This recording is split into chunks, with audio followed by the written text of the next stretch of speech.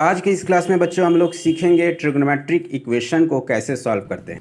ये हमारे पास है ट्रिग्नोमेट्रिक इक्वेशन ऑफ, ठीक है। तो ट्रिग्नोमेट्रिक इक्वेशन है हमारे पास, तो ये सब ट्रिग्नोमेट्रिक इक्वेशन है, जैसे sin x is equal to 0, cos x is equal to 0, tan x is equal to 0। ये क्या है? इक्वेशन है। इक्वेशन मतलब इक्वालिटी साइन होल्ड करेगा, वहां पर इक्वालिटी साइन क्या होगा? होगा वहां पर। आज आपको बहुत बेहतरीन तरीका बताते हैं कि किसी इक्वेशन को कैसे सॉल्व करेंगे ग्राफिकली। समझ गए? ग्राफिकली कैसे सॉल्व करेंगे। फॉर एग्जांपल, मान लिया आपके पास इक्वेशन आ जाए x equals to mod x, अब पूछ दिया जाए नंबर ऑफ सॉल्यूशन बताइए, नंबर ऑफ सॉल्यूशन। तो क्या करेंगे? हमारे पास दो डिफरेंट इक्वेशन है, एक है y इक्वल्स टू x, एक क्या है? y इक्वल्स टू x, और दूसरा क्या है? y equals to mod x। और दोनों को एक तराजू पे रखकर देखा गया कि कब इक्वल है, कब इक्वल हो रहा है। ये तराजू हो गया, और तराजू पे रख के देखा जा रहा है कि कब इक्वल है। ये समझिए ऐसे ही तराजू है, और यहां पर क्या रखा गया? x, और यहां क्या रखा गया? बोलो, मॉड x। और दोनों को देखा गया कि कब इक्वल होगा, और कब जब इक्वल होगा तो वही इसका क्या है? सॉल्यूशन है। तो सबसे शानदार तरीका है इसका पता करने के लिए, विजुलाइज करने के लिए, समझने के लिए, y इक्वल्स टू x का ग्राफ बनाएंगे। इतना हम समझ रहे हैं कि y इक्वल्स टू x का ग्राफ आप बना लेंगे। समझ गए? ग्राफ का वीडियो भी आप देख सकते हैं, उसमें भी आपको बहुत सारा चीज दिया होगा। ये है हमारा y इक्वल्स टू x, और y equals to mod x बना लेते हैं। देखिए मॉड x ये है, यही ना मॉड x है। ये देखिए ओवरलैप किया, ओवरलैप किया। तो देखिए नेगेटिव साइड में कोई सॉल्यूशन नहीं, no solution. In negative side there is no solution. केवल सॉल्यूशन क्या है? Positive side. और कितना सॉल्यूशन हो गया? इनफाइनाइट। एक लाइन दूसरे पर ओवरलैप करे तो कितना सॉल्यूशन होता है? यानी क्या लिखेंगे? Infinite solution. इसी में रहता है ऐसे x is equal to x square. अब आप इसका सॉल्यूशन बताइए। तो सॉल्व करते तो कैसे लिखते इसको? X square minus x equals to 0 लिखते। फिर इसको x कॉमन लेते तो क्या लिखते? ऐसे लिखते। फिर इससे क्या आ गया? x इक्वल्स टू 0 और x इक्वल्स टू 1। दो सॉल्यूशन आया कि नहीं? अब ग्राफ आपको देखिए क्या बता देगा। आपको कौन सा दो इक्वेशन लिखना होगा? y इक्वल्स टू x, और दूसरा क्या लिखना होगा? y equals to x square. आ रहा है इतना दूर तक? ठीक है। तो y इक्वल्स टू x देखिए क्या है? y इक्वल्स टू x ये है, समझे? और y equals to x square देखिए ये है। कितनी बार कट किया? दोनों दो बार। देखो दो सॉल्यूशन है कि है ना? 2 टाइम्स, दो बार कट किया तो दो सॉल्यूशन दिख रहा है। बस समझे कि नहीं? यानी ये आपको विजुलाइज कर दिया, समझ गए कि नहीं? ऐसे भी आप आंख बंद करके अगर दोनों ग्राफ पता है तो भी आप सॉल्यूशन पता कर सकते हैं। समझे कि नहीं? जिस दिन आप आंख बंद करके सॉल्यूशन पता कर रहे हैं, इक्वेशन सॉल्व कर रहे हैं, तो समझिए कि आपके समझने का, सोचने का ऑर्डर ही अलग हो गया। समझ गए? तो आपका स्पीड बढ़ जाएगा, एक्यूरेसी बढ़ जाएगा, सब कुछ बढ़ जाएगा। तो इतना दूर तक समझ में आया कि नहीं? अब देखते हैं जब sin x इक्वल्स टू 0 हो तब क्या होगा। तो यहां पे कौन सा दो इक्वेशन बनाएंगे? एक बनाएंगे y equals to sin x, इतना दूर तक कवर हो रहा है वीडियो में। और दूसरा हो गया y इक्वल्स टू क्या है? 0। y इक्वल्स टू 0 का दूसरा नाम क्या है विकास? दूसरा नाम sir x axis. y equals to 0 को हम x एक्सिस भी बोलते हैं, और ये हमारे पास y एक्सिस है, और ये हमारा क्या है? x axis. ये समझ गए? अब हमको ये y इक्वल्स टू 0 का लाइन है, और y equals to sin x कौन सा है? ये है कि नहीं? Yes sir. ये देखो कितनी बार कट किया? इनफाइनाइट। यानी कितना सॉल्यूशन होगा? Infinite solution. क्यों इनफाइनाइट हो रहा है? क्योंकि पीरियोडिक है। पीरियोडिक है मतलब कि एक नेचर को बार बार ये रिपीट कर रहा है। तो कब सॉल्यूशन कब है? देखिए 0 है, दूसरा पाई है, दूसरा 2 पाई है, तीसरा 3 पाई है, चौथा 4 पाई है, फिर माइनस पाई है, माइनस 2 पाई है, माइनस 3 पाई। तो इसको एक कॉमन लैंग्वेज में इसको नहीं लिख सकते हैं, x इक्वल्स टू n पाई लिख सकते हैं। yes, और n इंटीजर है, वेयर n इज इंटीजर। ये बात समझ में आया कि नहीं? तो ट्रिग्नोमेट्रिक सॉल्यूशन का, ट्रिग्नोमेट्रिक इक्वेशन का दो तरह का सॉल्यूशन होता है।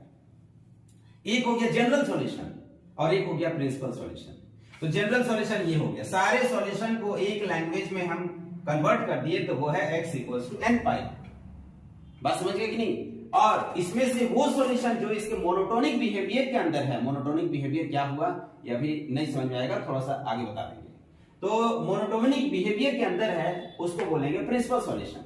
जैसे n की जगह 0 डाल दीजिए, n इक्वल्स टू 0 तो क्या हो जाएगा x इक्वल्स टू 0, ये आपके प्रिंसिपल सॉल्यूशन में काउंट होगा। बात समझ गए कि नहीं? और बाकी जो सॉल्यूशन हो गया वो क्या हो गया? General solution. ये कौन सा सॉल्यूशन हो गया? General solution. ये बात समझ में आया कि नहीं?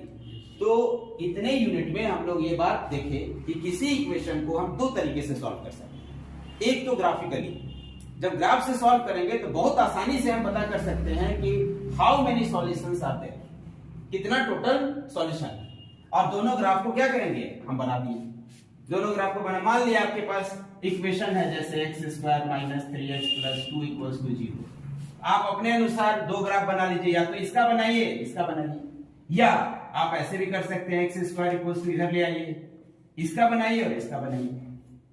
बात समझ गए कि नहीं? Yes. आप जिसमें कंफर्टेबल है उसमें बनाइए और दोनों ग्राफ को बनाकर प्लॉट कीजिए। जल्दी से प्लॉट करके देखिए कि कितनी बार एक दूसरे को कट किया है। जितनी बार एक दूसरे को कट किया वही सॉल्यूशन है। समझे कि नहीं? अगर इससे रिलेटेड क्वेश्चन आ जाए कि हाउ मेनी सॉल्यूशंस, तो ग्राफ सबसे बेहतरीन तरीका है। बात समझे कि नहीं? अगर आपसे पूछ दिया जाए हाउ मेनी सॉल्यूशंस, तो क्या है? ग्राफ बहुत बेहतरीन तरीका है, बहुत आसानी, बशर्ते आपको ग्राफ का आइडिया होना चाहिए। तो हमको लगता है कि हर क्लास में हम ग्राफ एक वर्ड यूज करते ही हैं। अब कुछ ग्राफ है जो कि दो तीन बार रिपीट कर ही देते हैं, समझिए ना? तो इससे आपको भी पता चल रहा होगा कि what is the importance of graph. ठीक है, चलिए इसको नोट कीजिए फिर आगे बढ़ते। आगे देखिए, अब हम लोग देखते हैं ट्रिग्नोमेट्रिक इक्वेशन। तो हमने देखा कि sin x equals to 0, very simple trigonometric equation, बहुत बेसिक ट्रिग्नोमेट्रिक इक्वेशन एक उठाए हैं और इस ट्रिग्नोमेट्रिक इक्वेशन को हम देखते हैं कैसे सॉल्व करें। तो सॉल्व करने का तरीका अभी देखें कि आपके पास क्या है, y equals to sin x है एक इक्वेशन, दूसरा इक्वेशन y इक्वल्स टू 0 है। समझे कि नहीं? किसी बुक में इतना एक्सप्लेन करके नहीं लिखा रहेगा, डायरेक्ट लिख देगा x इक्वल्स टू n पाई। समझ लो, चाहे एनसीईआरटी बुक हो चाहे कोई भी रेफरेंस बुक हो, डायरेक्ट लिख देगा x equals sin x equals to 0, x equals to n pi. बच्चे को समझ में नहीं आएगा क्यों होता है। समझ गए? तो ये समझो बात को। y इक्वल्स टू क्या लिए यहाँ पर? sin x, तो sin x, और दूसरा क्या लिए? y equals to 0। y equals to 0 का क्या नाम है? x axis. तो ये हो गया हमारा x एक्सिस, समझ गए? और ये हमारा हो गया sin x। तो देखने से पता चल रहा है, इस बात को हम रिपीट कर रहे हैं फिर से कि ये 0 हो गया, ये देखिए पाई है, पाई मतलब 180 डिग्री, ये हो गया 2 पाई, ये हो गया 3 पाई, ये हो गया 4 पाई। तो साइन 0 कब हो रहा है? n पाई पे नहीं हो रहा है, और n इंटीजर है तो इसीलिए लिखते हैं अवेयर n इज इंटीजर। अब ऐसा लिखा रहेगा तो कोई दिक्कत नहीं है ना? तो इसमें बहुत सारा सॉल्यूशन इन्वॉल्व है, इसीलिए इसको जनरल सॉल्यूशन कहते हैं। जनरल टर्म्स में तुम लोगों को क्या बोलेंगे? स्टूडेंट बोलेंगे। पर्टिकुलर बोलेंगे तो रोशन बोलेंगे, श्रेयांश बोलेंगे, गौरव बोलेंगे, विकास बोलेंगे। समझे कि नहीं? लेकिन जनरल टर्म में हम क्या बोलेंगे? एक स्टूडेंट। तो ये हमारे पास एक समझिए कि ये जनरल सॉल्यूशन हो गया, इसमें सब इन्वॉल्व है। कोई पर्टिकुलर चाहिए, मान लिया बोल दिया गया इस इंटरवल में क्या सॉल्यूशन है भाई, तो 0 है। कोई पर्टिकुलर इंटरवल दे देगा इतना में क्या क्या सॉल्यूशन है, तो बोलिए ये है। बस समझे कि नहीं? अगर इंटरवल देकर बात किया तो आप देख लीजिए कौन कौन सॉल्यूशन होगा उसका। क्लियर? ठीक उसी तरह से दूसरा इक्वेशन देखते हैं, cos x = 0। तो cos x = 0 में भी दो ग्राफ बनाएंगे। एक ग्राफ हमारा क्या होगा, और दूसरा y = 0। तो y = cos x का ग्राफ कौन होगा? cos x का ग्राफ। अब ये बार बार बताने की जरूरत नहीं है, एक बार समझ गए तो दूसरी बार याद करो। cos x का ग्राफ है, cos x का ग्राफ है, तो देख रहे हो ये ग्राफ कितनी बार यूज हो रहा है, समझे ना?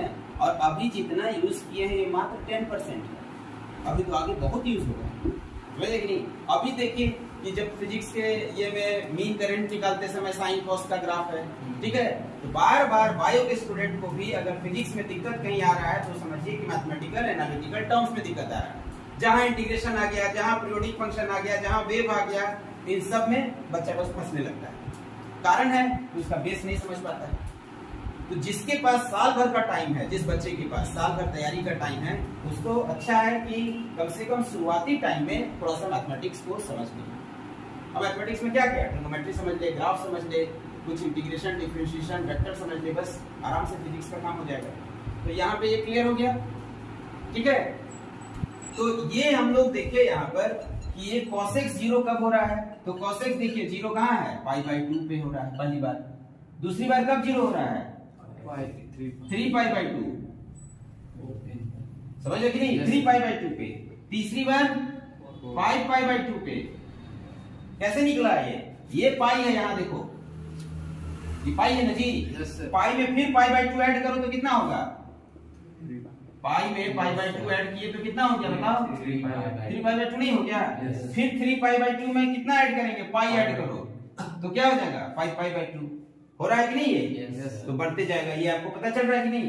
और ये -π/2, तो ये सब देखो, ये क्या है, 1 है पहला, दूसरा क्या है 3 है, तीसरा क्या है 5 है। 1 3 5 7 ये सब कौन नंबर है, ऑड। ऑड को कैसे शो करते हैं, 2n+1।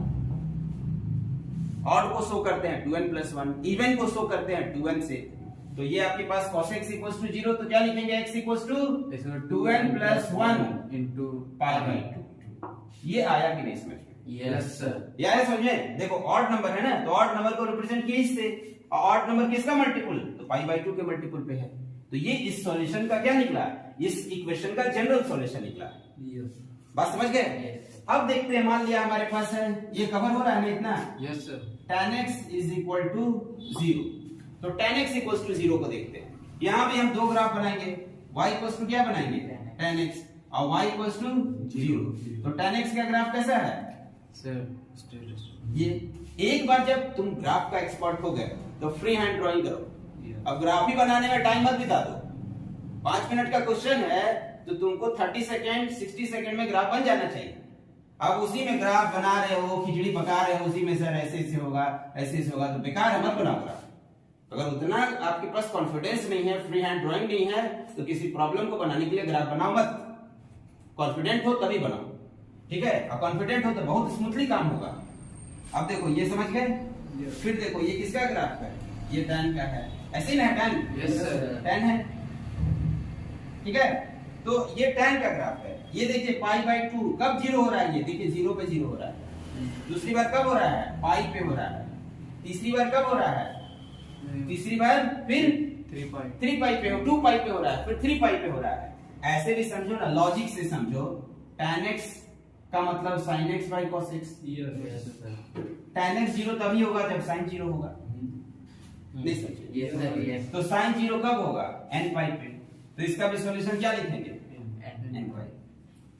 बहुत सारा चीज पे सिमिलर हो जाता है, समझ गए कि नहीं। एक निकल गया तो दूसरा निकल गया, काम हो गया आपका, ठीक है। तो सब कुछ एक दूसरे से कोरिलेटेड है। अब हमको लगता है कि इक्वेशन से रिलेटेड आप आगे बढ़ सकते हैं, समझ गए। ये समझ में आ गया होगा कि क्यों ऐसा लिखते हैं, ठीक है। चलिए कॉपी कीजिए फिर आगे। अब मान लिया आपके पास कोई इक्वेशन दिया है sin 2x = 0, क्लियर। ये आपके पास मान लिया कोई इक्वेशन दिया हुआ है, इसको देखिए कैसे सॉल्व करेंगे। क्या या इक्वेशन ऐसा भी दे सकता है, sin 3x = 0, sin x/2 = 0। तो इसको ऐसे कैसे सॉल्व करेंगे, इसको ऐसे नहीं ना लिखेंगे। अब इसको बनाते समय sin 0 कब होता है, sin 0 ही पे 0 नहीं होता है, sin पाई पे भी 0 होता है, sin 2 पाई पे भी 0 होता है, sin 3 पाई पे भी 0 होता है। तो आप 0 नहीं ले सकते हैं ना, स्पेशल केस नहीं ले सकते हैं। तो इसको बनाने के लिए हम क्या करेंगे, इसको बनाने के लिए हम अभी हमारे पास आया कि sin x हो = 0, तो x क्या होगा, n पाई। क्या आया कि नहीं समझ में। अब x की जगह यहाँ क्या है, 2x है ना जी, Yes, yes, 2x = क्या लिखेंगे, n पाई। तो x = क्या हो गया, हो गया आंसर। नहीं समझे, समझे ना, बहुत आसान। फिर मान लिया ये है, तो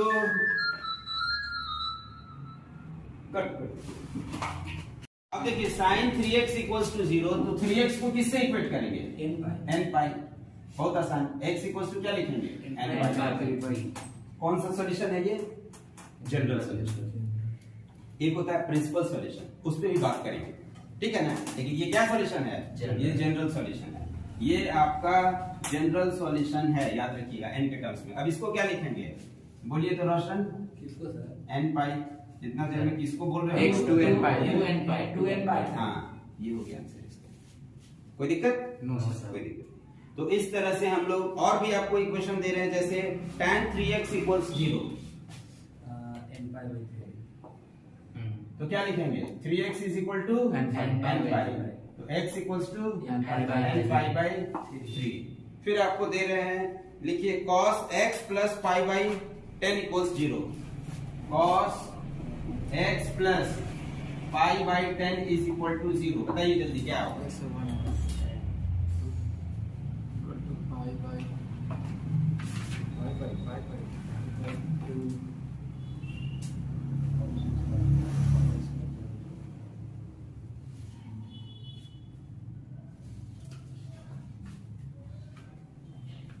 sir 10n plus 5 n pi minus pi by 10 इसको क्या लिखेंगे?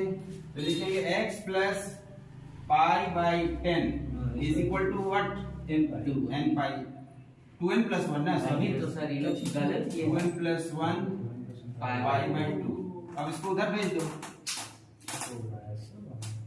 नहीं समझे? सही लोग जनरल फार्मूला गलत लिख लिया है, गलत कर दिया। कोई बात नहीं। n pi कोई बात नहीं, ये काम होगा। अब इसको सॉल्व कर लीजिए। तो और था इस वजह से वहां पर 2n plus हाँ। 1 pi by चलिए ऑफ कर 3। दीजिए वीडियो। ओके, चलिए अब देखते हैं हम लोग। आपके पास मान लिया इस तरह का इक्वेशन रहा, sin थीटा = sin अल्फा। इसको कैसे सॉल्व करेंगे? तो इसको कैसे सॉल्व करेंगे? उस फार्मूला का सर। Yes। हाँ, ये फॉर्मूला आ रहा है ना, Yes। आ रहा है ना वीडियो में। Yes sir. तो अब देखिए इस फॉर्मूला में, तो इसको ऐसे लिखेंगे sin theta minus sin alpha = 0। Yes बात समझ गए? सर। अभी देखिए sin theta minus sin alpha = 0, तो यही sin c हो गया, sin d हो गया। Yes, तो देखिए sin c minus sin d का फॉर्मूला है 2 cos c + d। आ रहा है ना वीडियो में? Yes sir. 2 cos c + d/2 sin c minus d/2। तो क्या लिखेंगे इसको? 2 cos theta plus alpha by 2 और sin theta minus alpha by 2 = 0। इतना में कोई प्रॉब्लम? No sir. कोई दिक्कत नहीं।